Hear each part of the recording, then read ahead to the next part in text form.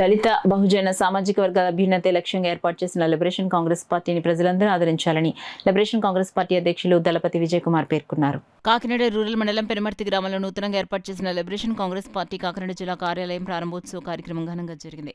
కార్యక్రమంలో పాల్గొనేందుకు విచ్చేసిన విజయ్ కుమార్ కు స్థానిక ప్రజల తీన్మార్తో పూలు జల్లుతూ ఘన స్వాగతం పలికారు. తొలుతగా డాక్టర్ బిఆర్ అంబేద్కర్ విగ్రహానికి విజయ్ కుమార్ పూలమాలలు వేసి ఘనంగా నివాళులర్పించారు. అనంతరం పార్టీ కార్యాలయం వద్దకు చేరుకున్నారు.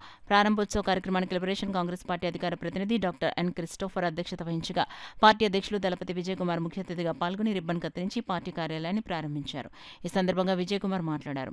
ఈ కార్యక్రమంలో పార్టీ నాయకులు కాకిలేటి రవీంద్ర, పార్టీ నాయకులు, కార్యకర్తలు, అభిమానులు తదితరులు పాల్గొన్నారు.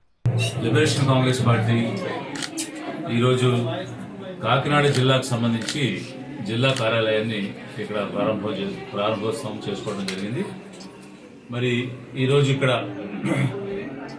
రాష్ట్ర కార్యనిర్వాహక వర్గంలో ఉన్నటువంటి సభ్యులుగా, అలాగే మైనారిటీ సెల్కి ఇన్ఛార్జిగా ఉంటూ ఎన్ క్రిస్టోఫర్ గారు, వారి బృందం, మిగిలినటువంటి ప్రతినిధులు, అధికార ప్రతినిధులు అందరూ కలిసి సమిష్టిగా కృషి చేసి ఈ జిల్లా కార్యాలయ ప్రారంభోత్సవాన్ని ఘనంగా జరిపించడం జరిగింది.